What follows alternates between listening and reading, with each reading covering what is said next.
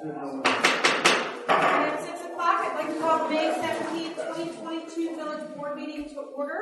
Ryan, will you lead us in the pledge? Sure. Pledge allegiance to the flag of the United States of America and to the republic for which it stands, one nation, under God, indivisible, with liberty and justice for all. Thank you, Ryan. Rachel, roll call, please. Trustee Bonnie? Here. Trustee Aaron? Here. Trustee Lundy? Here. Trustee Shawman? Here. Trustee Walker? Here. Trustee White? Here. President Coleman? Here. We have a quorum. Thank you all. Nothing under public hearing this evening. Nothing under appointments and presentations. Airport report. Joe. I gave you all my papers, but that's all right. Do you want them back? No, pass them around. Okay. I know. Are they copies? They're copies. Okay, so we'll split this. One is for the last half dozen years, and the other one is by months up into 2022.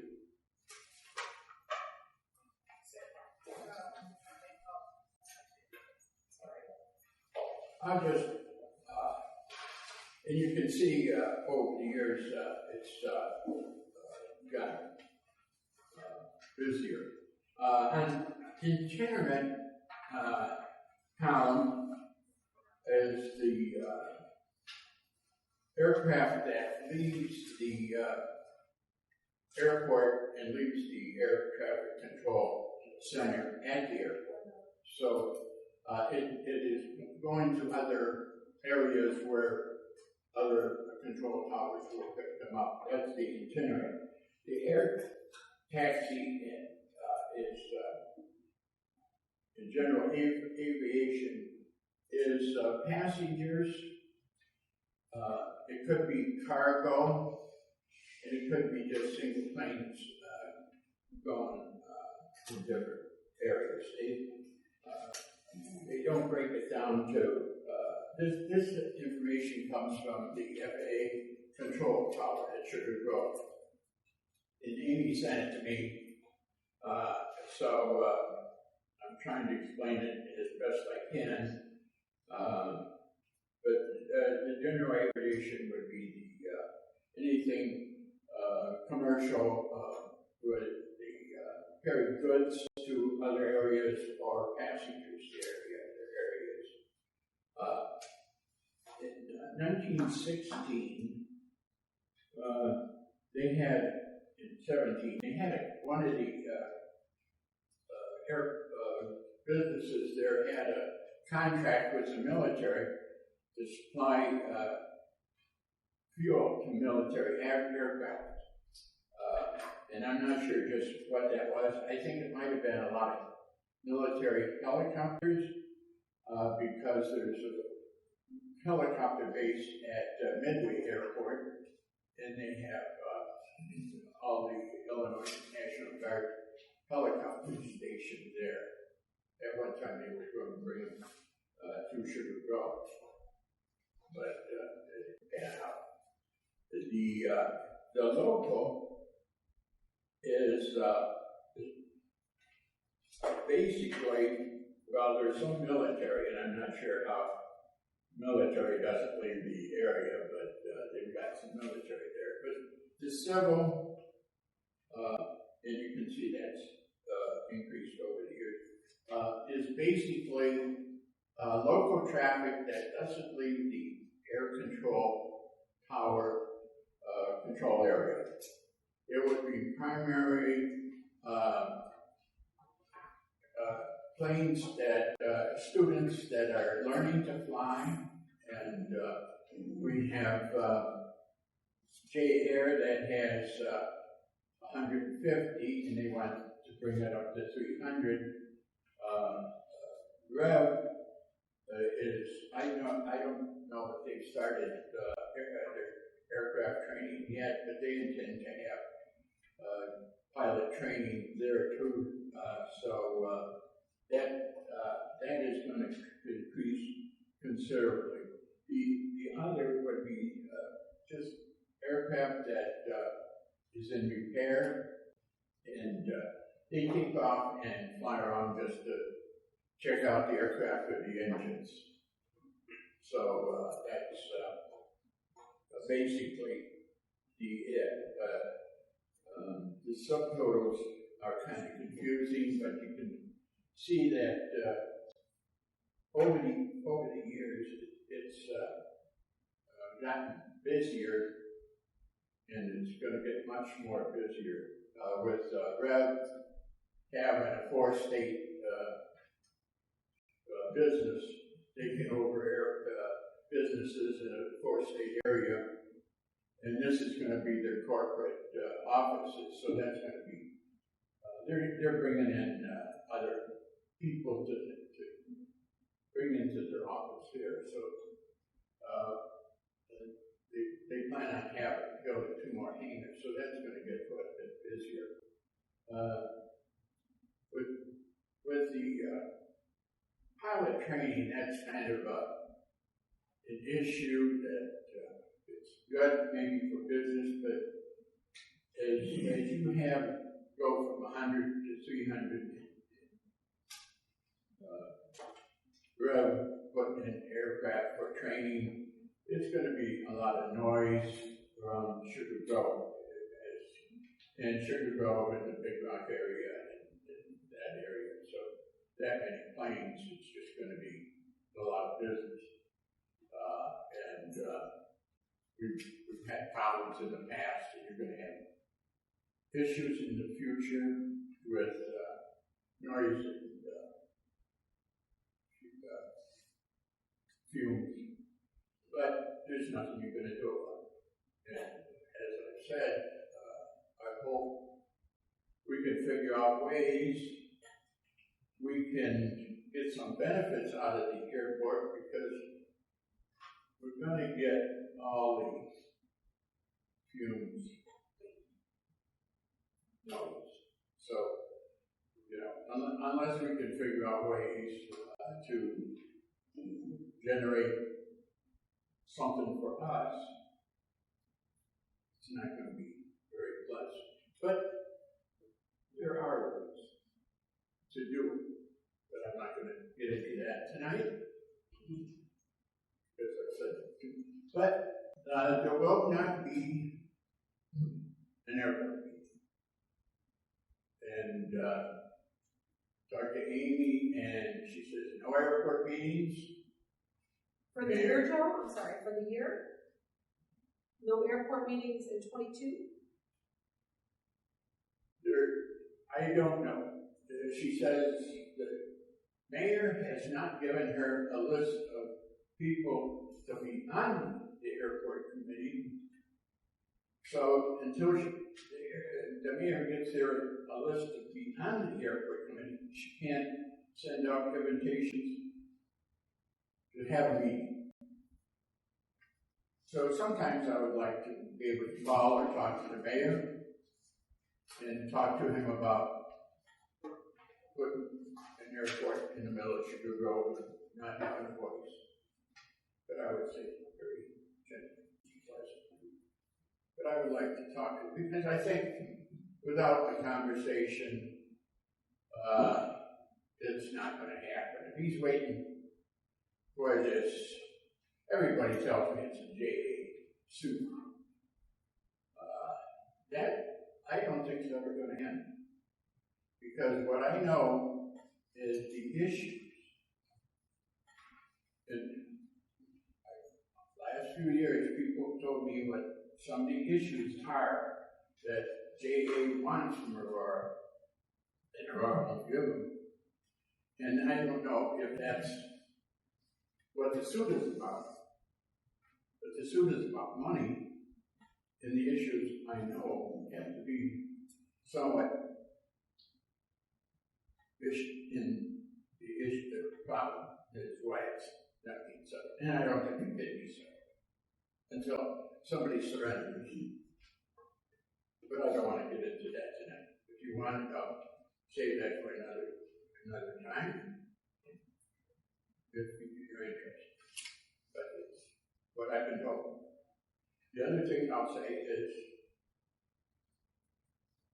if you'd like to have a meeting with me at Prairie Point, I've talked to the staff there.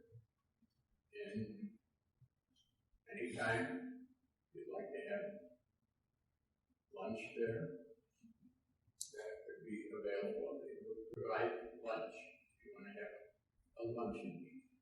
Are they gonna bill you? Huh? So are they gonna bill you? And for all of us? If it's all of us, I'm going to twist some arms. But really, said she would like to come and see when we have more. Okay. So, a lot of times, they it's free. A lot of times. Sometimes they tell me if I bring guests, I should pay. But a lot of times it's free. And who the guests are. Like, if my children, it's free. If it's you, maybe it's free. Maybe. I'm Can I bring my sorry. kids? Yes. 3 nights. But, And I don't remember, but they could not stay overnight in my room. They're on the line. So much for that. Yeah. So we'll be back. I just wanted to let you know. Thank you. It's free anytime. Okay, we will work on those bird. We'll talk after, because I want to make sure we get in touch with Alex to schedule an actual meeting, because I did talk to Mayor Irvin about it. He was supposed to send me contact right away, and it didn't happen, so I just want to, I know he's busy. Let's see if we can, yeah, he's busy, doing some ads, so let's see if we can schedule something. And are there any questions? Does anybody have any questions? I think it's interesting, Joe. I mean, we hear that they're busier. It's nice to see it on paper. So this was helpful.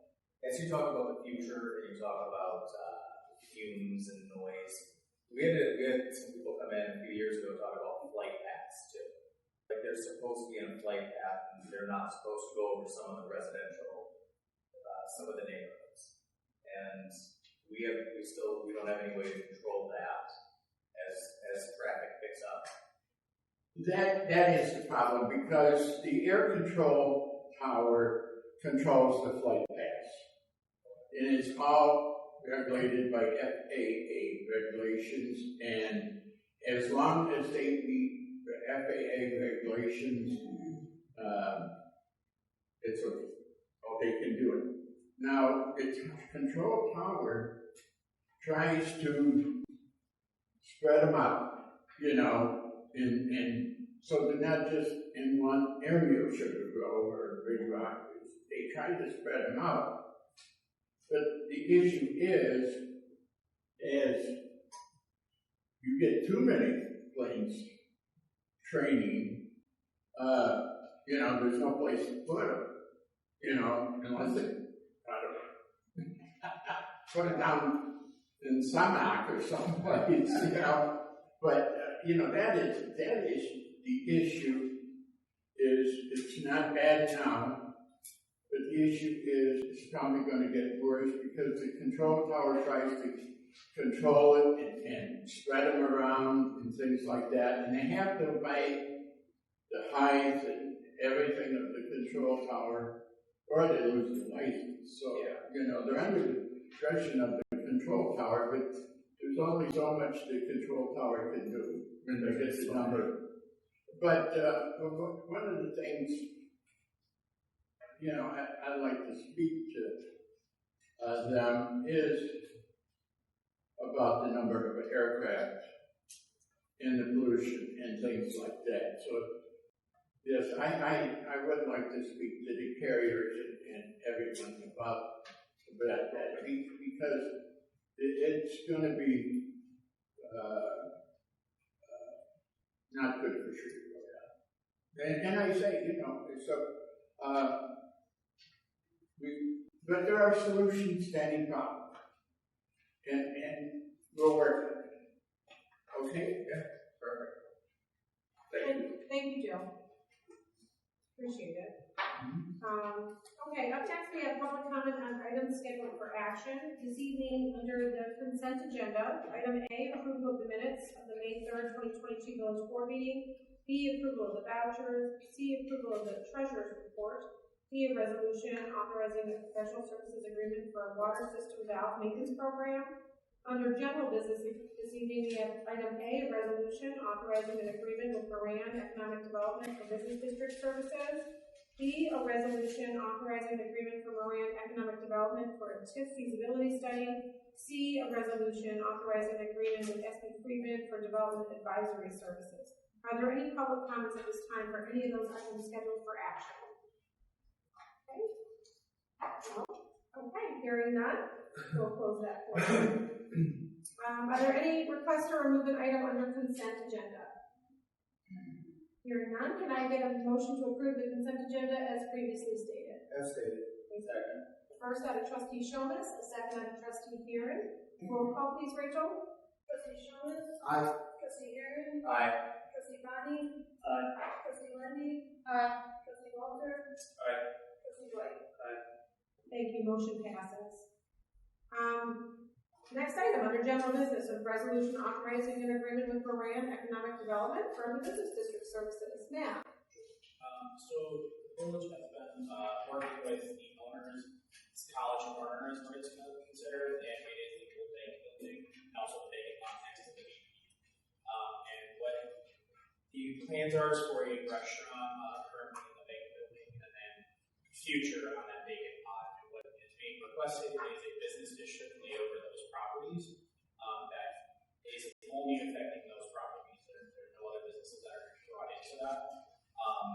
And then this would be forwarded to the developers for the cost of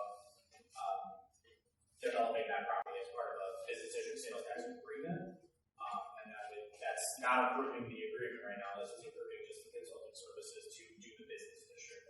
The village is at no responsibility of cost. The developer has agreed to pay for these services. any board members have questions? Yes, trustee White. And you know why it doesn't include the property behind the bank building? I thought that was part of their exchange of plans. I don't think it's going to produce sales tax. I think it's leasable space. Is the intent. I could be wrong, but that's my understanding is it's supposed to be a 10-unit leasable space, like they say. There won't be any sales tax generated businesses for likely to that. Got it, thank you. But you're right, to the point where if you're doing it, it is, my understanding it's part of the same parcel, is it not? Walter, it's part of the same parcel, so it would be included, this map might just be wrong. Yeah, so the map, I apologize, the map is just the properties that are going to be generating sales tax. That is one piece. Okay. So, and you can't split them in for the business district, so they don't include that. Okay, so it's likely that if there's anything that happens, it becomes. And then, are we done? What about the other two parcels that are next to the gas station? Different owner. So, Just timeline on that, we did miss the deadlines because it's the same as all the other taxes, which take April 1st to be effective for July 1st. So this is going to be to the state for effective date of January 1st. which will probably be okay. Yeah. Any other questions? No? Okay, hearing none, can I get a motion to approve the resolution authorizing the agreement with Moran Economic Development for business district services? Thank you. Second, I got first out of trustee White, and second out of trustee Bonnie. Roll call please, Rachel. Trustee White? Trustee Bonnie? Aye. Trustee Aaron? Aye. Trustee Lindy? Aye. Trustee Shomas? Aye. Trustee Walter? Thank you, motion passes. Next, we have a resolution authorizing an agreement for Moran Economic Development for a TIF feasibility study. Now, Yeah, so we have worked with Moran in the past on these studies. They actually worked on it back almost years ago now, maybe 4. And so what this is them re-looking at that TIF feasibility study to determine if that property is still even eligible as TIF. The property is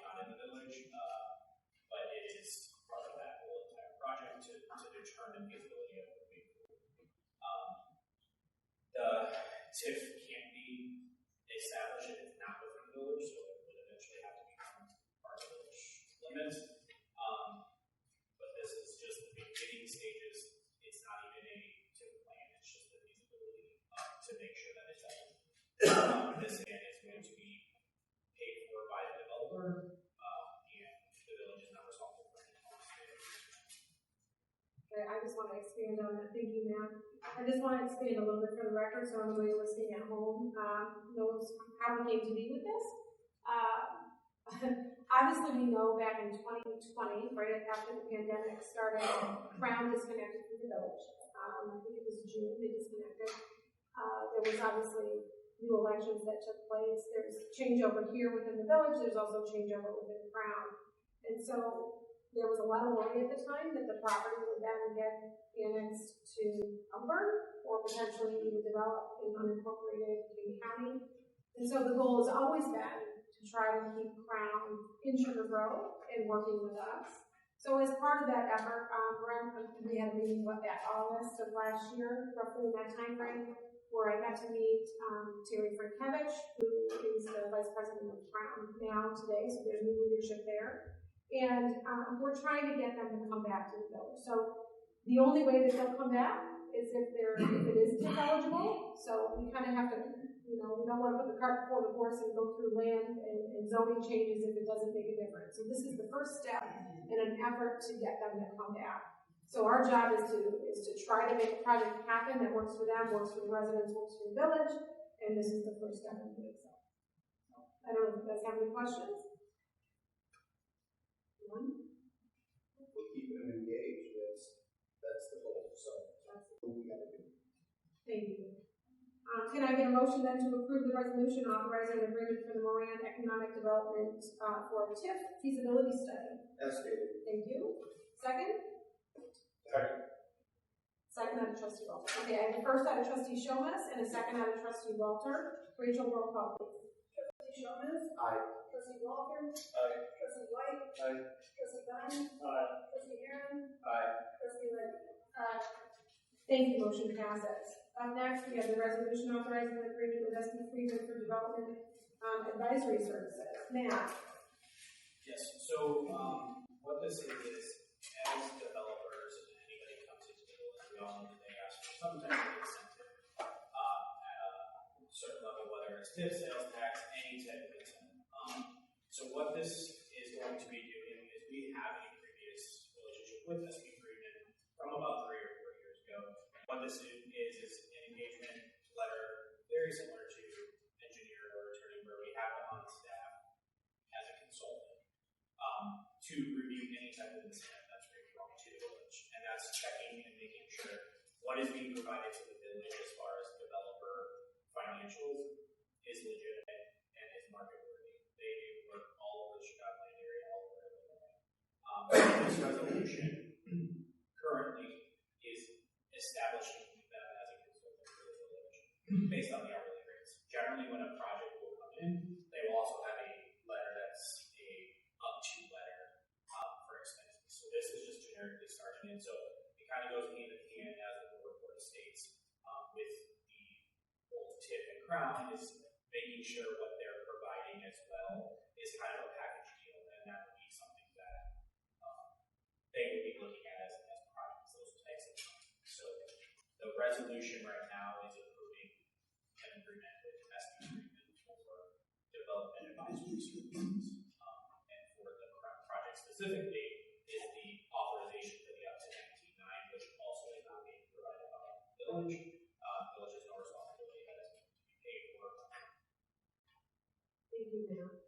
So, in part of this as well, just to expand a little bit, they are obviously important for numbers to be evaluated. They are to provide numbers to the consultant, and those numbers are reflective of modified land use plan in their mind if they're able to take the original plan, modify land use, put numbers to it, and then say, okay, does this work?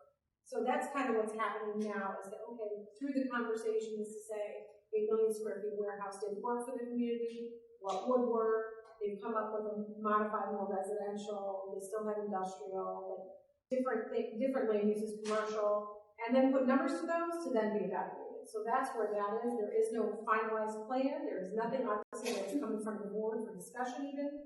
So it's just a matter of trying to run numbers before we panic the community over something. And hopefully this doesn't panic the community. Hopefully that there's enough of a modified plan here that everybody, it would work for all parties. So this something that, would have them look at the bridge? Up to the 19,000 is specifically being paid for by Crown. Right. So, but additional services, right, could be. Yeah, if at some point, we re-engage, anywhere across the street, in the middle across the street, where somebody was coming in, with an incentive request, that we probably needed an outside expertise to help us with that, then yes, we would engage with them. And the idea would be, like I said, just like we use the attorney or the engineer, we could just, as long as they were paying for it, we could just go ahead and engage with them. If it was something that was gonna net cost the village money, above any staff spend, or you can put it on the agenda and bring it back to you with approval first. Like in that example, if Ridgeline re-engaged, they said, hey, you want to go forward with our project, we have this bid request, and we said, we need some help evaluating, we would go to that. We would reach out to SB3 and get an initial, not to exceed amount, and go back to Ridgeline and say, you have to reimburse us the cost of that if you want us to move forward. So, yes. Could be sales tax agreements or any other type of financial incentive as well. Or we can stip that.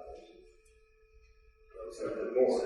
Yes, the board certainly could expect village money if you wanted to. Anything else? And we went with SB3 and we did some research on very big into, but they also do a lot of just land development. So they're not just an economic incentive type company. They understand the entire market of it. So they do all ends of development too. So You mean like, was an economic analysis of what the project would impact it would have?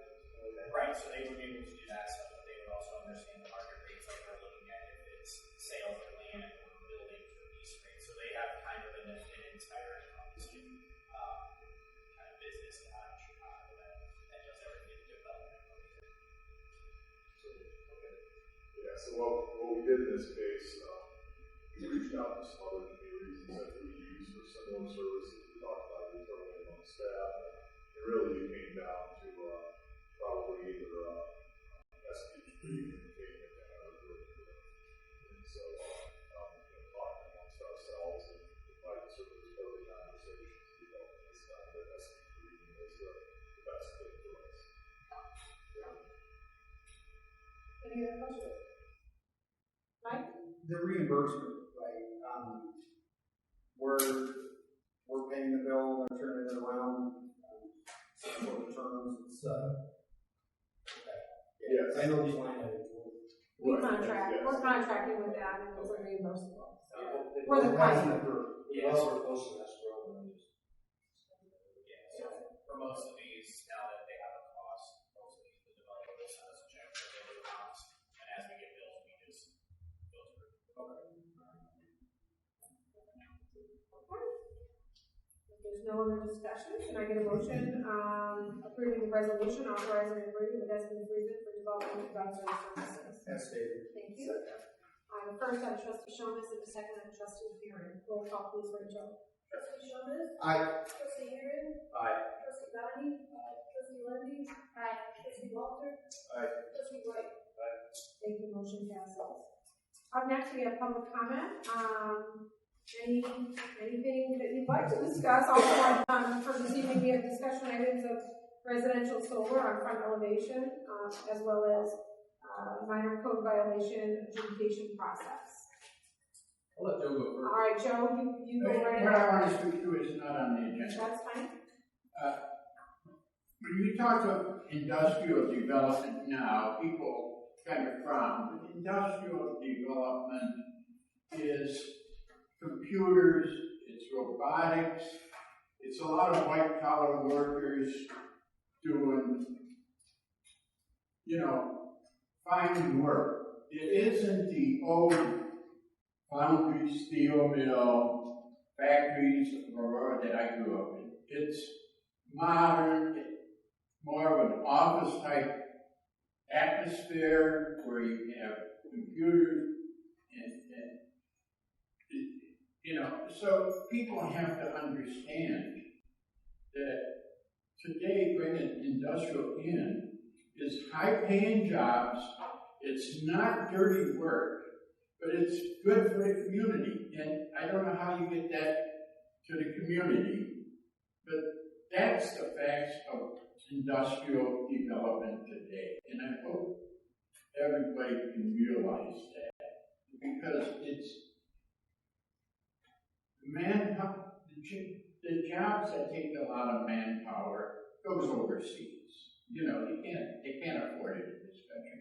So what happens here is people have to, you know, use the computers and the robotics.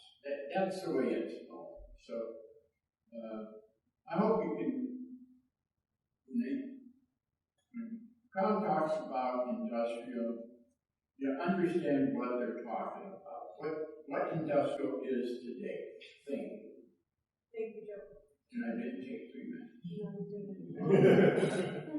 Jim? I'll get it, So, I know that, I don't think I've met the new village clerk. My name is Jim Eckert, and I'm on the planning commission. So, the reason I'm here tonight is I know I did read through the writing about the discussion tonight. My name is written or in there, so I wanted to come back and kind of talk through it again, provide some updates. When we first, a lot of those comments were based when Chase wanted to bring in solar and put it all over the bank. Again, I'll let you know right now, I'm a proponent of solar. I like solar, but in the right locations. So what I did was I went through today. I went over to Aurora. Aurora allows front panel solar, front elevation solars. So there's a subdivision that is right behind Galena Animal Hospital, and it's the next turnoff and the next right. I invite you to drive through there. There's probably 5 different examples of front-end solar that are there.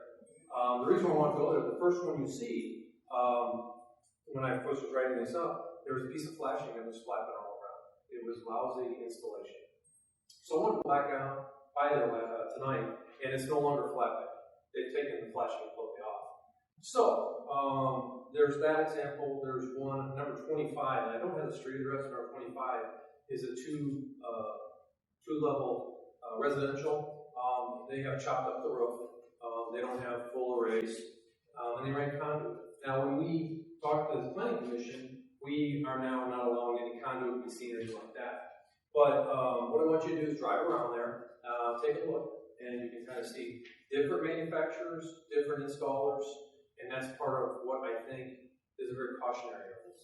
Okay, so there are some, like when we have a hailstorm, the number of roofing installers that come to the village, you're going to have that same kind of thing if we open it up.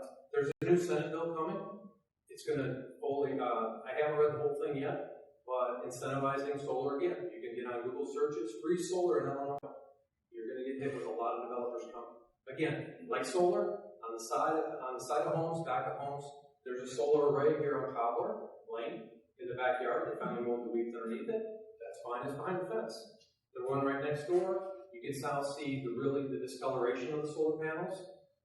The one I mentioned in Aurora on 25, they're starting to peel up. And I don't know if you're going to get a developer back in here who isn't the first manufacturer of those. I know I got 23 seconds left. So, but I'll open up for discussion. You know, if somebody wants to ask me a question. You're going to have new technologies again coming our way. It's just going to happen. So we have a wind.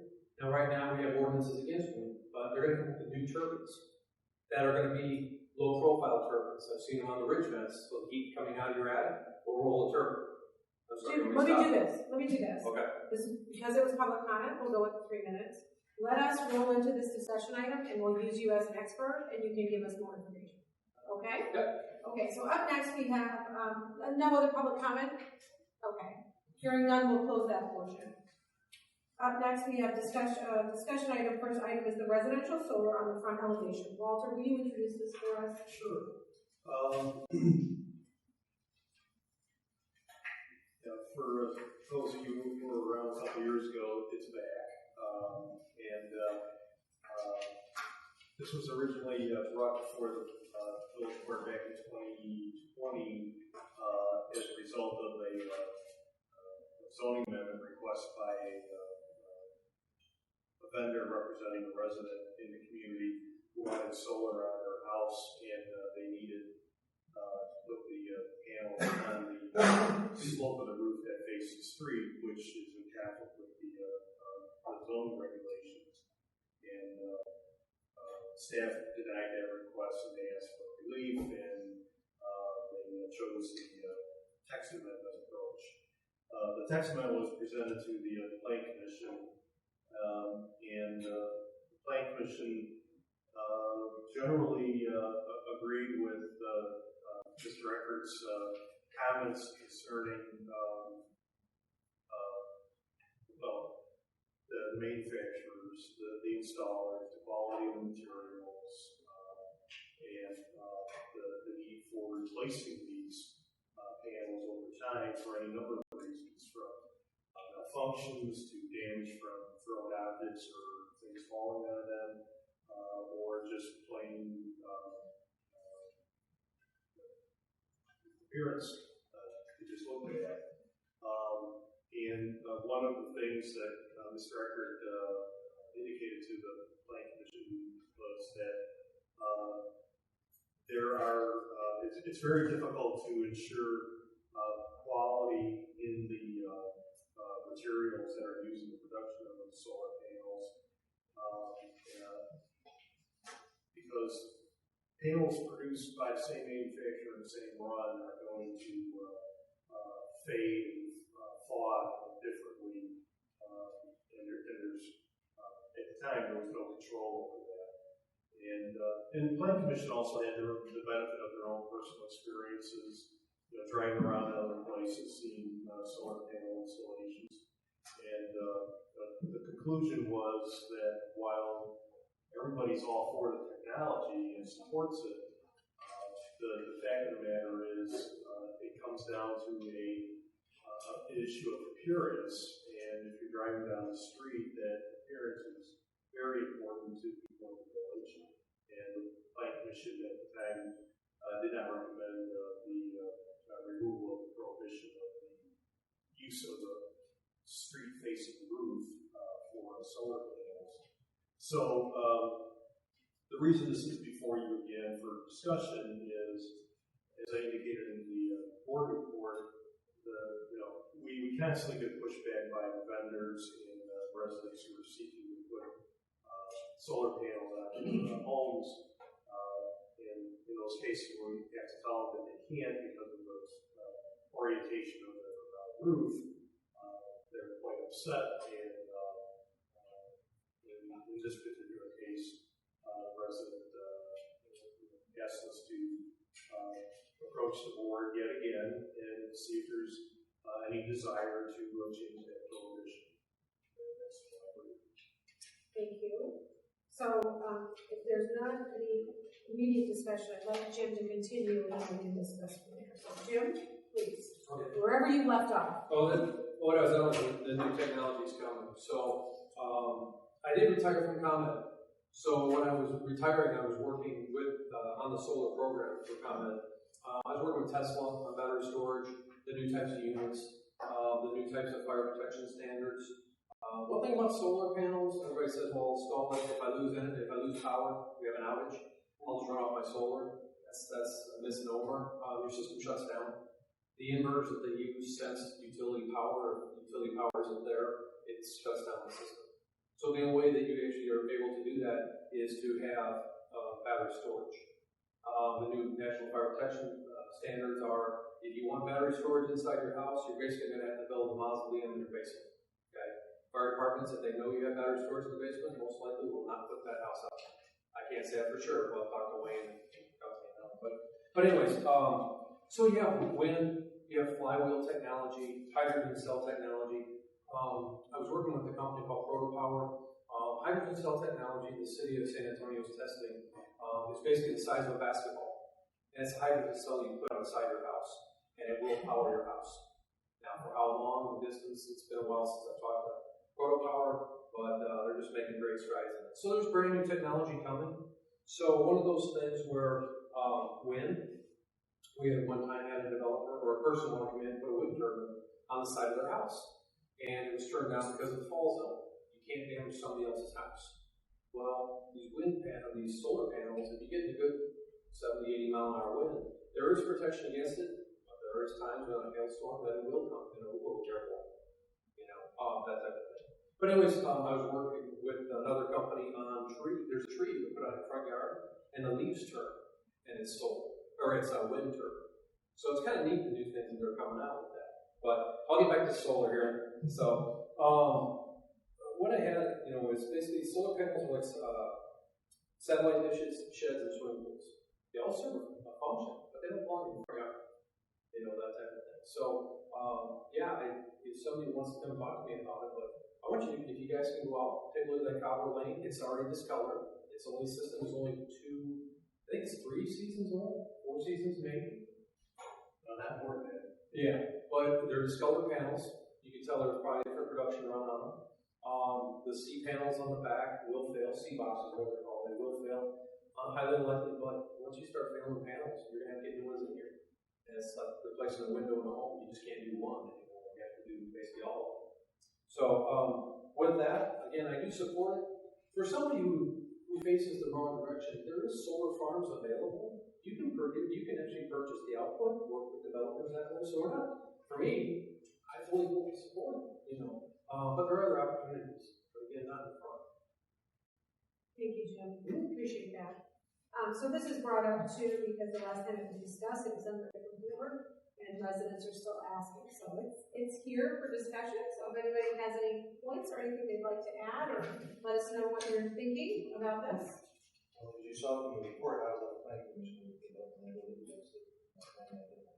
Thank you. I have a question. Is familiar with the homeowner solar rate set that was, I think that mainly has to do with the HOA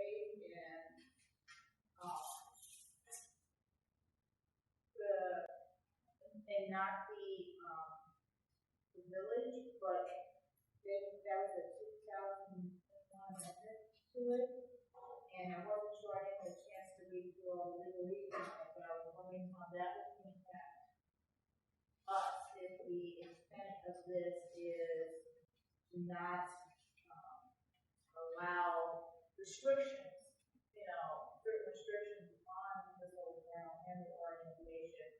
This is just the HOA, and we have the boards, and then we reached out, to the village as well.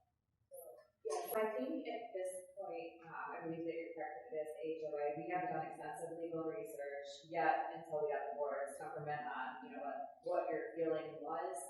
However, I do believe that's correct. We would of course confirm for, any final determination was made.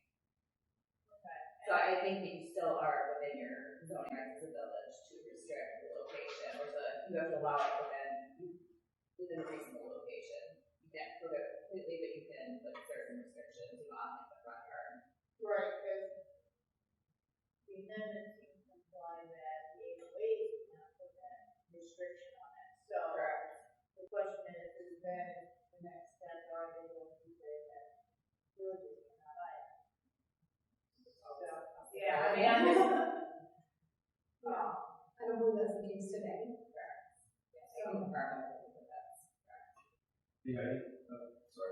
There is a state statute that, yes, you cannot say as an HOA that you can't have residential solar. But again, the restrictions on HOA, they can put additional restrictions on it. My sister's looking at this in Indy right now, and one of the things that we discussed was, fine, put up a bond, like if the house ever becomes vacant, put up a $10,000 bond to have it removed. If there's any damage not working, you put up a bond for it. Again, I'm not sure a lot of people are going with it, but yes, there's a state statute, and they are amending it, or they may have now. I haven't read it. Yeah, I think it was. Yeah, because right now the state is, we're going through, ComEd is going through and redoing all their interconnection studies, how they do it. And I know it's going to be coming out with the Senate bill as well. Just like EV, the charging stations we're going to start getting hit with. You're also going to have to start looking at the right locations, probably have to work with ComEd on that as well. So I think that's part of it. Yeah, the HOAs, they can't say no, but they can just throw so many restrictions that it's not feasible right now. Yeah, I think that's what the amendment removed if they're going to do a lot of restrictions. So, and which then default on the municipality to put those restrictions on. I think in some cases maybe like a small cell is regulated where you have to allow it, but you still have limited authority over locating it. You know, Right, you you're have, ultimately restricted in many ways, but you still have some you have ability, but they consider they address the south-facing part of the road within the common. I believe that the intent is, and I have to be just pretty much to try to get more people to be able to do solar. So I am very pro solar, and when I had looked into wind, it didn't produce enough energy compared to solar. So I'm sure it's changed 20 years ago when I looked into wind. Solar seems to be the best thing pretty well. And I don't know if that's still the case right now. It is because of how the state is incentivizing it. Basically, when the developer comes and says, okay, let's put a solar design on your house, the state program incentivizes it and says, okay, we'll give you 3 equal payments for the whole solar. You know, say it's $20,000. We'll give you 3 payments to equal that. But you have to produce for the next 15, 20 years. So if you do that, and you sell your house in 5 years, whoever moves into your house is obligated to continue generation. So if you have a windstorm, you have hail damage, you have to replace that to meet that contractual needs. That's why it's incentivized right now. That's what makes it economic. But they're coming out with new, like I said, new technology, new advancements. But that's how when you hear free solar, is anything really free? You know, you do sign to continue to produce. I guess my question to you then, Frank, would be, you know, obviously, according to law, we can still dictate yes or no on front elevation. I'm trying to get a pulse of the board. So I'm undecided. I would like to go and check out. okay. Because I had citizens come up to me and make this complaint about not being able to put their solar on the front of the house, the front of their house faces south. So, and I know there's aesthetic, and I understand the problem of maintenance. I'm just wondering if there a way to ensure that the maintenance is done right, ensure the aesthetic still reach the goal of trying to agree and get off the independence of the other. Okay. Any other board members want to chime in? The pleasure of driving around looking at solar panels in the second largest city in the state of Illinois, not to name names. And I have to kind of echo what Mr. Eckert has said. There's very rarely, unless it's a brand new install, do they match.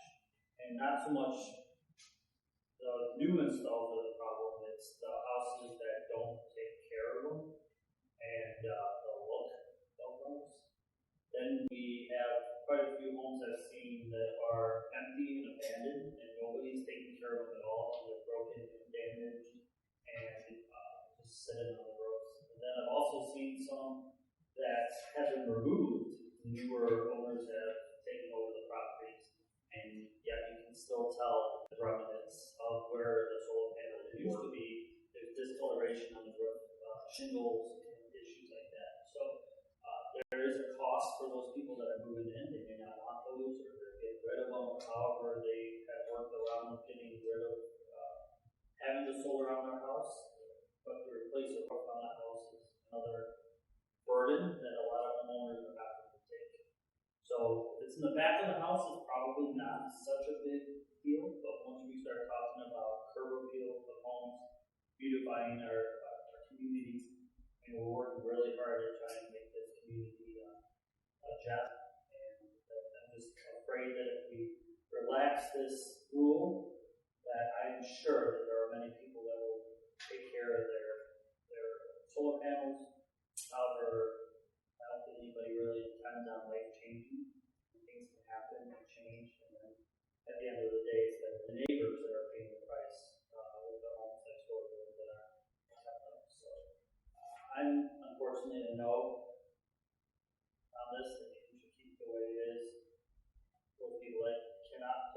the front of their house, there are other options, so it's not that they're high and dry, they do have other options. It may not be what they want, but the housing market is hot, so build another house in their community that faces the correct way, and go from there. Thank you. Anyone else want to weigh in on this? I don't know what's going on. So, we had this discussion last time, no? Yeah, appreciate the comments, and Heidi, not now. Yeah. Right. Thank you, Ryan. Trustee Shoma? The last list that was issued here where it says all our solar garden installations, what does that mean? What's a solar garden? I can speculate this. So a small scale solar production. It's a term that's used in the solar array. Based on how much power. Yeah. Oh, okay. They have solar gardens and solar farms. So it doesn't necessarily mean that they've got some in their backyard on the fertilizers or stuff like that. No, not necessarily. They could, but not necessarily. I mean, I'm a technophile, you all know that, as an engineer. I bought my house that was northern facing with the intent of someday knowing I wanted solar panels on the back of my house so that I wouldn't annoy my neighbors, not even knowing that was, within the bylaws, so to speak. I mean, I've looked into residential wind and all the other stuff like I had mentioned before. I happened, as I was running an errand on my way here from the office earlier today, happened to accidentally do a drive-by in the neighborhood in question in Aurora on my way here, and not that I changed my mind as a view of it, but it kind of solidified my standing there. I think people can put them in their backyard, put them on the post. I think that's a viable alternative. It might not be the ideal situation if they want to go further in the backyard and put them on that. The surface area is going to be about the same if you want to wear big enough. The technology is advancing so rapidly on this stuff that the capacity on the solar cells, I don't know if it's following Moore's law, which is basically it doubles every period of time. It's rapidly following that. I know there's some really, really interesting technologies that are in the offing for solar that appear like asphalt roofing shingles. I don't think they've really gotten deep market penetration yet because the texturing reduces the capacity of that, but I just think that's something that's going to be overcome. And I think once that technology develops further, we'll probably have this discussion again because I think we'll recognize that it's not as obtrusive potentially as it is now. So, yeah, I'm going to put them up in my backyard at some point in time, but I don't know why make a hole in a perfectly good roof to screw a bunch of stuff into it, but I still question why people jump out of perfectly good airplanes. So you're a no on the front elevation as of today? That is correct. Thank you. I would also be a no on the front of elevation just because of some of the other comments we heard about over time. You have to look at that from the street, curb appeal, the wear and tear on them. I would be a no on the front of this. Thank you. So for feedback to the community at this time, it sounds like we have enough opposed to front elevation change, so we leave the ordinance the way it is. If there are significant changes, we can bring it back, or if we have more than something type. I'm sorry now. Just really quick, I know it talks about community solar programs. We have been contacted by our third-party aggregation for running a community solar program just last week. So we will be exploring that option where it is an option to residents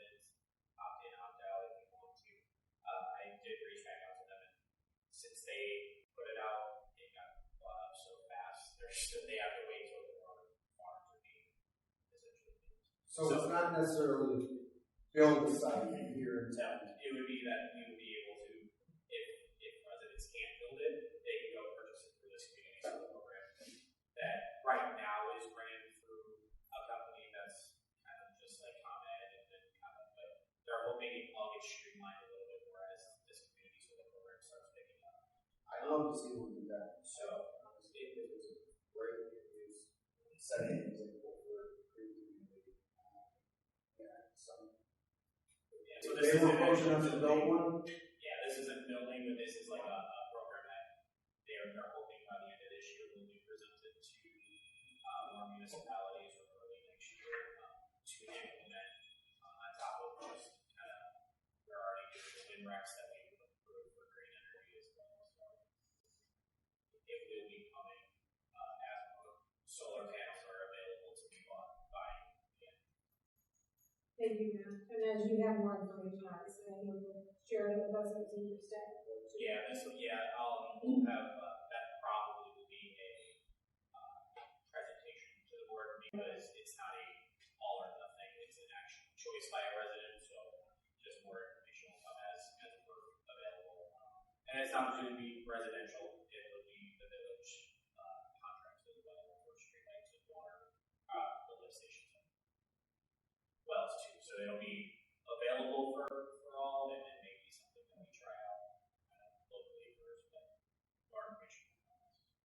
To make more comments. Sure. So I thought when we were able to choose our energy source, there was two different options. There was a 7.1 cents per kilowatt hour, all renewable. If you wanted all your energy resources to be renewable energy, you could pay more for it. I think that's where the solar gardens come in.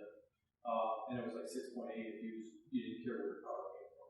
So there's a little bit, you're going to pay a little bit more for it, but like you're talking about community solar, the new Senate bill coming out is increasing the number and size capacity because the demand is very strong right now on how long it takes to build community solar.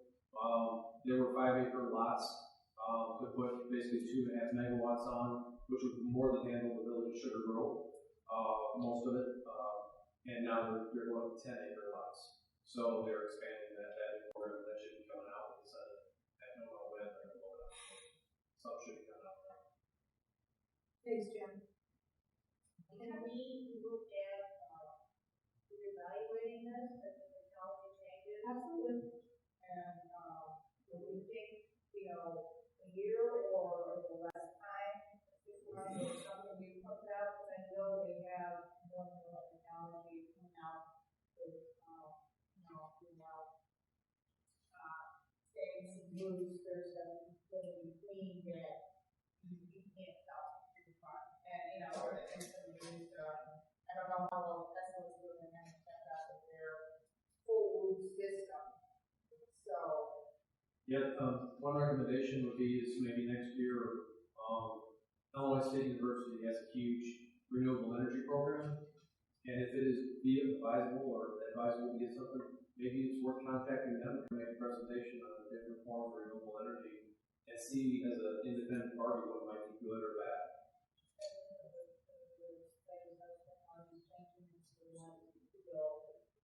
Yeah. I think there's more discussion coming down the road anyway, because Mac is dealing with another company on solar as well. So this was really a request for residents who wants it on the front elevation, but as we get more information on other options, those will be presented as they come up. But what I would say right now is to hide this point, let's do what we're doing, but mark the calendar, and 12 months from now, let's revisit some things changed. Okay. Thank you all. Up next, we have minor code violation adjudication process. Brent. There's actually two facets to this. That one I believe Walter can share on, the other one on Chief. The first one being expanding who can cite violations. Okay. And the second half being what we cover under local adjudication. Okay, Chief, do you want to start? Sure. So the village has the village code, and the violations that are contained in the village code will be written permanently by sworn law enforcement or through a CSO that will be sworn in by kind of limited in scope with which type of citations are done today. Once a citation is issued, if a person has a couple options, they can come in and they can waive the fine. And if they want to contest it, there's only one recourse right now other than zoning, and that is through taking it to the Aurora branch court, the traffic court hearing. So it's limited in scope. Residents may want it, or business owners may want to be able to get a case heard locally. It's a convenience factor for us to have a case heard, as well as a financial opportunity for us to have a case heard locally. Administrative codes and zoning ordinances once a month come to the hearing that we have here in the boardroom, and we have an idea with the government and however, along with equally the four entities on a monthly basis meet here with the hearing officer, essentially an attorney representing two of the four, if having cases heard before that. So what we're asking is, is it something that if someone gets cited right now, like I said, the only recourse they have is if they don't want to be able to find mistake. You can ask for court appearance, and that's up traffic court. I know traffic court for issue of this is it's okay, but if the judge is time is limited and there's other cases to be heard, and it's more influential for us to get locally and be able to resolve issues or hear about issues at that court. And obviously the other thing is just having someone we have other individuals within the village that have an opportunity to see something where someone's dumped, as we saw, we talked about in the last board meeting, with landscaping materials or rocks being dumped in the street. They would have to call it in to Chris, and Chris would have to then, after the fact or during the actual dumping, would have to go try and find out who, what company it was, who did it. What we're asking is it worthwhile having additional members outside law enforcement, outside Chris, the opportunity to, when see it happen, address it immediately and issue the citation? Okay. Any discussion? I think what they're trying to do, let's just be clear, public works is on the street everywhere. So looking to add public works employee that sees the violations, that calling it is there to issue a ticket. And it's so easy nowadays with phone Yeah. Yeah, well. I think the idea is to increase the draft until not issuing liquor citations, but to do the village administrator or designee and working with the department that's over time. And the meeting that we talked about in the first meeting was that, public works employee who does true legal case is all the village on a daily basis, and everyone sees most violations and say they have to call somebody else and decide. So the idea would be that you would designate that person to also issue citations, so that going forward, we may say, there's really somebody else who should have, whether it's a seasonal code enforcement advisor, or some other position that you can deal with as a staff. And then the other half of it was, I think that the board worked with a couple of examples of expanding what's covered by it. The point chief was thinking rather than writing a traditional ticket, it would be go through adjudication, and couple mentioned on the second page where overnight parking dogs, kind of just expand on the law chief. The other one that we're mentioning that right now is a traditional ticket you have to go forward. Keep it local. Yeah, so and the authority, it would essentially allow you to write almost anything in the village code as a local ordinance violation. That doesn't mean you have to, but it would give you that flexibility. The state statute does restrict certain things, like not writing big violations, local ordinance violations, warrant officer, so certain things would have to stay in court, but this would just give the flexibility. And then to clarify, because I know it's a little bit confusing, so there is the tow hearing process, and then there's separate building and zoning code process. Those are separate statutes, so there's already two different ordinances in the code that authorize those processes. This would have to be completely separate process, even though it's very similar in effect as to how it's executed, because it is separate statutory authority that has slightly different requirements. So if the board did want to enact this, you would have to be, we have an idea of what it would look like, other communities have done it, but, it would be a third process, it would be in the village code. So I know it kind of doesn't make sense, if we're already doing it, why can't we just all combine it at once and have one hearing process, but it is because the state statute has slightly different factors that you have to put into each ordinance. Functionally, they're all the same. Essentially, yes.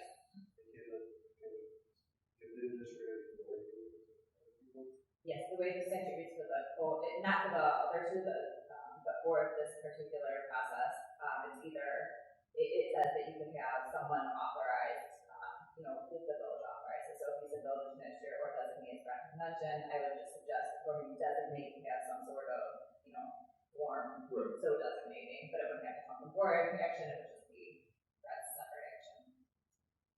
And Laura, is there not a difference too, because then once you go local, it's a preponderance of the evidence as opposed to beyond reasonable doubt. Correct, yeah. So it meets your standard as a local ticket actually meets that you say guilty. Yes, and then you're going to look at the court costs also. So there's a lot of efficiency at it. It's a slightly different standard. Slightly easier for the village to meet. So there are a lot of benefits of keeping it local. So what we'll be looking for tonight, if you think it makes sense, we'll draft an ordinance and bring it back and take a look at it. And if you look at you want to discussion in general, potential approval and everything. It sounds like most people are, agree, and it just, I don't want the residents to see this and fear that the village of Sugar Grove is now put out ticket books in the hands of everyone. And so, obviously, we want our staff to be trained to be customer service focused and try to prevent tickets from happening. And that's really the goal, is to not issue them, but to prevent them from happening. So, that's more of an educational and training procedure that will need to be done. Is there safety de-escalation training? I know the officers as professions go through quite a bit of that stuff. I'm just concerned at the implementation of it. Right now, where people are at, flying off the handle at the least amount of interaction, are we going to potentially be putting members of the staff into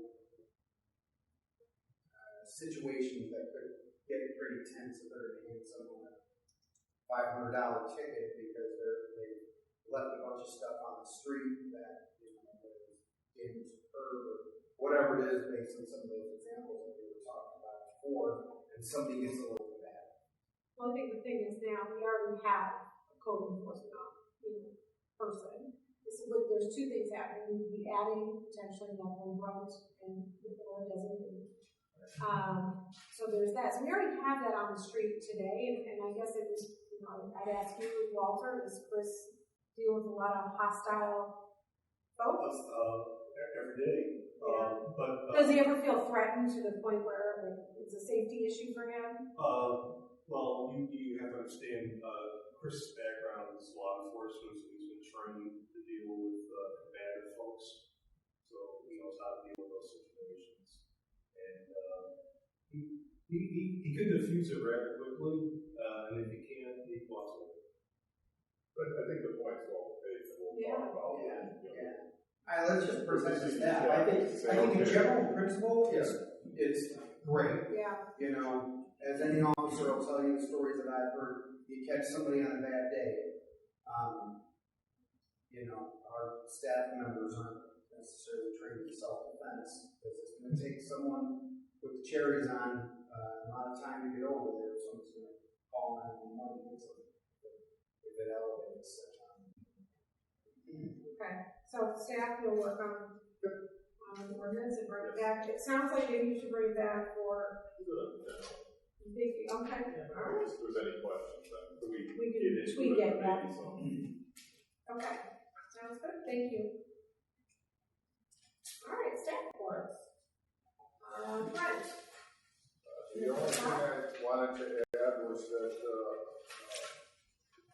Walter and Danny and I had a virtual meeting this afternoon with Kinley Bourne on the second half of the industrial traffic technology study. So there was a lot of good information in it, and it also raised a lot of questions on our part. We have a follow-up virtual meeting with Kinley Bourne on Monday, and so basically we're working on it, and the goal remains the same to hopefully get enough information there that we can help potential developers within that broad industrial category. I can't remember who you mentioned earlier, but Joe, how industrial is so many different things. I think within that, it's what, well, the 13 separate use codes all fall under industrial.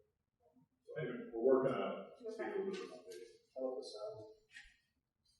Sound, I would have to defer to Walter. I don't know if he was able to have his follow-up It was on conversation. Tony's. No, I haven't. I thought we were going to defer that until we have another project. Yeah, you were going to talk to Kinley Bourne and Dr. Thunder to make sure we had apples to apples, and once we had that, we were going to come back to the board and say, if you want to do it, now, here's what we would recommend. Until we get a little bit more information from them, what Walter's referring to is part of our internal conversation based on the draft proposals we have, is that sound study may be so site specific that kind of doing some preliminary work may not make any sense. I think it's fair to say that's kind of where we're leaning, but we need a little bit more conversation with them. A lot of it just really comes down to, I know, just looking at the ridge line plans at the time. So, well, the way that building's laid out makes the most sense in this, but it's in both of them talked about to really do it, computer modeling and a current conditions sound baseline, which will, as a project, 20 years ago, baseline today. So we're not quite there yet. I would say it's likely that'll be a recommendation, and maybe it'll be the less decide we want to work with, and when something comes forward, we're ready to go. Sounds like different. We think. Like they're gonna. All right, I'm skipping you. Michael, so yours inadvertently apparently did not make it into our board packets, our agenda. So you could give us a recap of what you, some kind of. We'll send that out tomorrow for the board. I apologize. That was not Michael's fault. That was at the administration department. We had some kind of a breakdown. Getting the new report into the packet. That's so right. We'll get it sent out.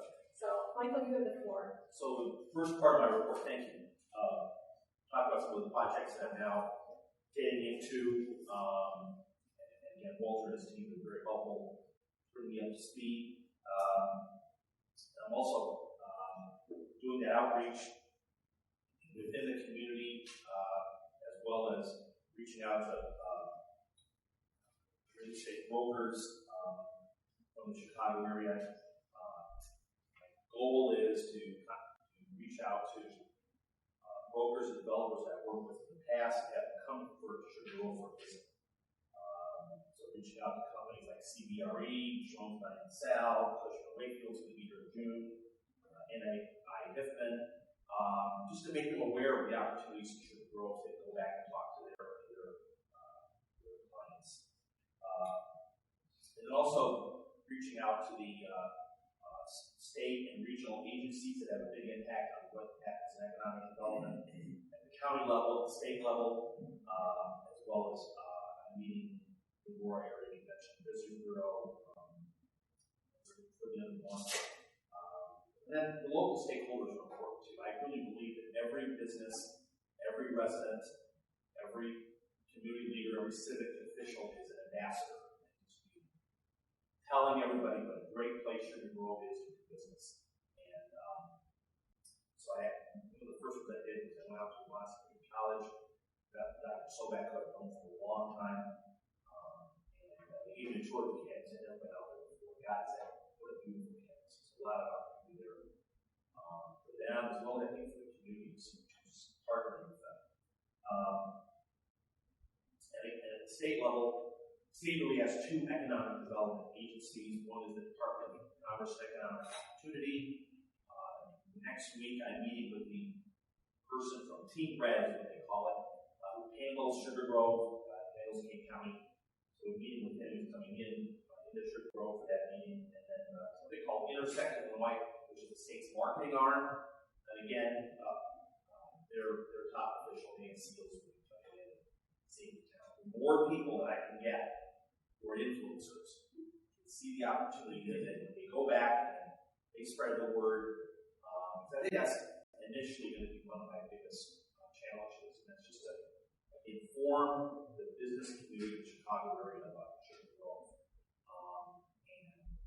It's a good place for business, and there's a lot of opportunity here. So, some of those we're listed in the report. And then next week, I'll be going to attending my first meeting with the Economic Development Corporation Board. As I mentioned before, in June, I'll be putting a report together. I want to meet some of the board members individually as well. Talk to Walter and Holly, and at some point, I guess it would be in June, maybe a report and a recommendation on how we move forward as we get that exam. That's it. Thank you, Michael. Any board members have questions for Michael?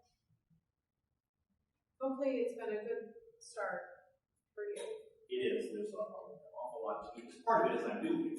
So I have to meet people, I have to get the lay of the land, and to describe a project. I don't know what it's called, Timber Crest. I ran Danny and said, what the heck is Timber Crest? So that knowledge it'll come over time. But so far, so good. They like the Timber Crest? This was a broker for the plot. So.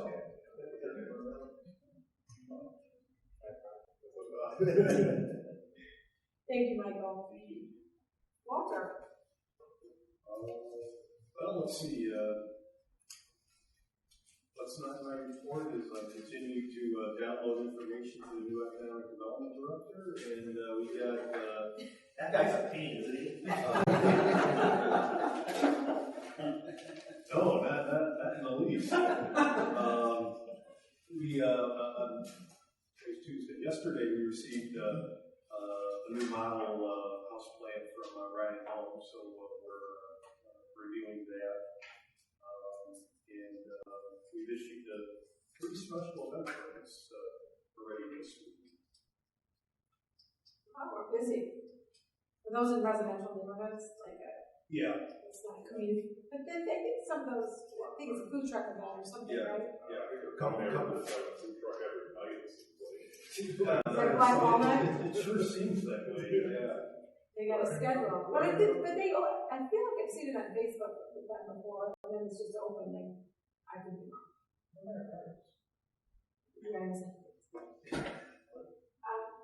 I'm gonna report them. Yes. But they're coming. Coming soon. Real soon. I'm sorry. Okay. So it's a new model though coming up around Yes. homes. All right. Excellent. Thank you. Walter, any questions for Walter?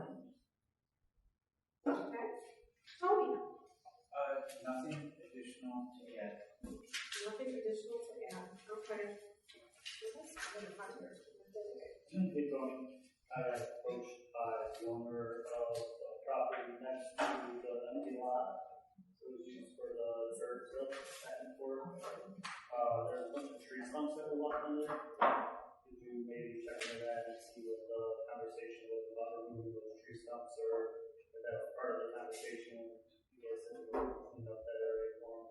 But could you at least just reach out and have a conversation, see if it could be maybe move on? Okay. Anything else for public works? No, quick question. The pedestrian bridge, is the only trail that's looking at. That is currently the plan. So we're still working on keeping it moving. Where do we stand with that exactly? I mean, is there? We're working on IGAs with all the governmental entities at this point. I did talk to the park district, and they asked where we stood, and I said, I'm gonna have to ask Tony, so I'm glad you brought it up. Good, everyone wants to know. But has phase 2 engineering been done? No. No, so that's what we're working on now. Phase 2 engineering needs to be done after the IGA is off. We anticipate that engineering will be done in 22? That is the plan. Okay. You know, we go on this is what we anticipate, just like we anticipated the project in 27. Sometimes you get tired of talking about something that's happening and there's no date, so that gets to be difficult. So hopefully, 2022. All right. Anything else for public works? Moving on. Matt. Only thing additional is I can finally say we were able to report Aqua as of yesterday. It took them 2 months to give me access, and for the report that took me 4 minutes. That's not even an exaggeration. It was filling in 6 fill in late motion. So it's been fixed, so next time you have to report? Yes, it's all in there so I can see everything. But Okay. yeah. Excellent. Well, that's great. That's a great update to your staff report. Does anyone have any questions for Matt? Okay,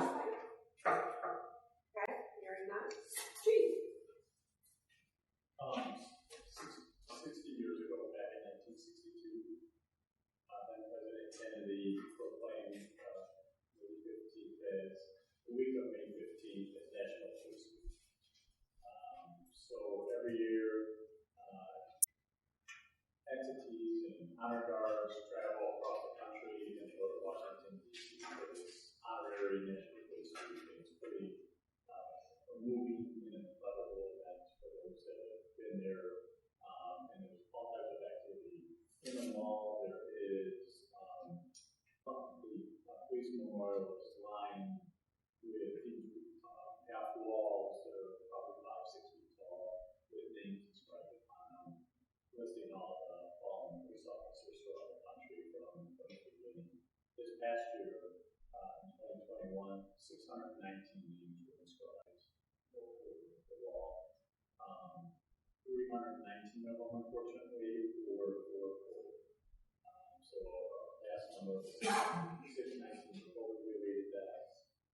147 of those deaths were actually killed, and the remainder were historical, probably 150 something, just names that were not from 2021 that were researched and added to the wall from the previous years. So, this last Tuesday, on May 11th, King County Chiefs of Police Association hosted the law enforcement appreciation ceremony. We typically would like to hold it prior to the start of Police Week so that anyone that has an agency as an honor guard, they have an opportunity to attend both here in King County as well as if they want to travel to Washington, D.C. It's a great event. It's open to the public, so if you're interested, we were now for 2 years without having the event in person. It's typically held in News Arc, the Church of God, it was called. It's not denominational. It's an incredible testimony for the 25 law enforcement officers from here in King County. King County agencies that have lost their licenses. It's really remarkable from the bagpipes to the 21 groups to the incredible speeches and just remembering those 25 fallen officers. So that's just wanted, every agency goes off and they have a candle with everyone's badge inscribed or I guess attached to that candle. And you have candle lighters that go up and light each of the candles from each of the agencies as they march through and they have a nice finish at the end. So if you're available next May, you're welcome to attend. I mean, it's open to the public, and if you're interested, I'll let everybody know. It usually starts at 6 o'clock and it's from 7 to 7:30. So. nice to attend if we could, so. Thank you for that, Chief. Anything additional on the staff report? Hopefully no, hopefully it's status quo. Any questions for Chief? Very good, we'll move on to Trustee Bonnie. Thank you, Chief. Tuesday, I went to the two Chamber Tuesday events, Chamber Sugar Grove and Chamber of Montgomery met. I stopped by to say hello and introduce myself. There's a couple of business owners from Sugar Grove that were there, the majority was from Montgomery, but nonetheless, it was a networking event, so it was nice. They were appreciative that I was there, so I encourage anybody else who wants to stop by. They said that every other month they're going to go between Montgomery's location and Sugar Grove location. I believe they said next month is supposed to be a better set. So look out for that email that's sent to everybody. Keep going. So, Thank you. Heidi? Sean? School's almost out, a couple more days. Who's counting? And I think you have early dismissal in a few days. So your summer begins on Friday at 2:30? Excellent. Get your golf clubs out. Jamie, okay. Mike? Park District meeting held on April 9th. Joe, they started discussions with Steve over at the airport regarding the lights.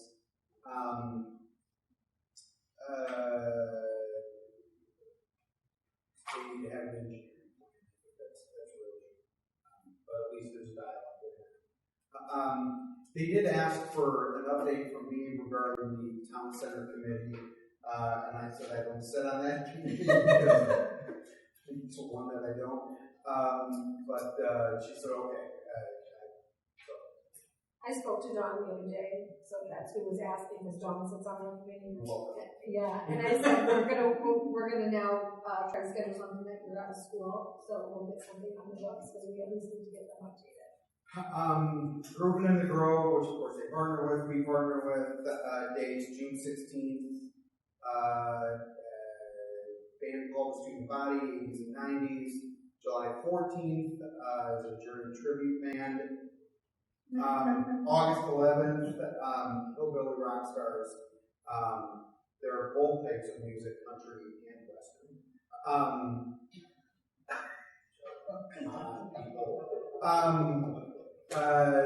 Serious man. Forest Preserve Commission. That meeting was the next day. I attended virtually for that one. It was a very quick meeting. 3 items on the agenda. Regarding additional paving at Hughes Creek, approving a bid to rebuild a bridge at one of the forest preserves. They use a prefab, but I don't think the span is as long as what we were talking about. Again, small paving on Seventh Bridge. Just a quick follow-up on the Convention Visitors Bureau. I think I reported that somebody missed that meeting. So Court and I are going back and forth because trying to nail down the date. I want to see a demo of the Datafy system that they did at the last meeting that I missed. I'm really interested to see how that's going to work. So I think we're going to do that. The final date proposed was the Friday before Memorial Day. That is it. Thank you.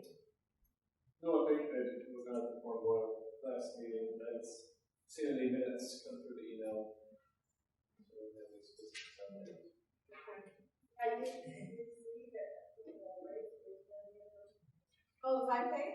They're doing it? That's all I know. That's exciting. it was about here. Yeah, I was saying, you've been training. Here. Huh? You're not going to be here? No. Vacation? Yes. Good. Don't sound so impressed. Someone was asking me about the rules at the point where we were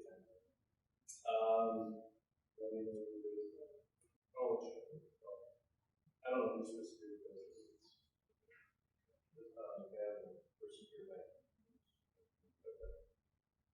Are they doing the boost?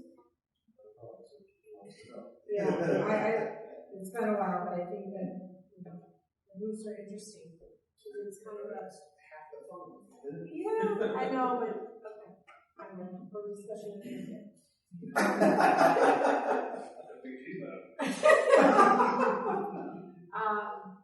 I'm sorry, so anything additional, Ryan?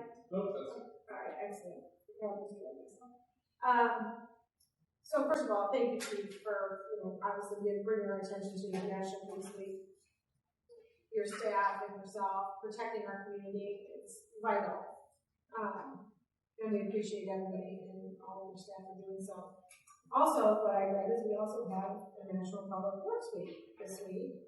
So I want to thank Public Works and all of your staff that are probably not recognized enough, but you are operating the heart of our community and protecting us in different ways and making sure that we have safe roads to travel on and good healthy drinking water, right? And our toilets aren't backing up in our homes, so yeah, we got to send out the message of don't use those flushable wipes, it's all ours. But I just wanted to thank you both departments for doing an outstanding job in Sugar Grove. No, that was for Brent. I made a note in the middle of my notes. Okay, so I just wanted to bring your attention to the fact that we did have an opportunity, or I have spoken with, I think you said it on one call, but talking to the other taxing bodies. So as you're having discussions with them, it's always enlightening to me because I don't always know their challenges, but a lot of their challenges resolve around money. And so development is a huge part of how we help the other taxing bodies.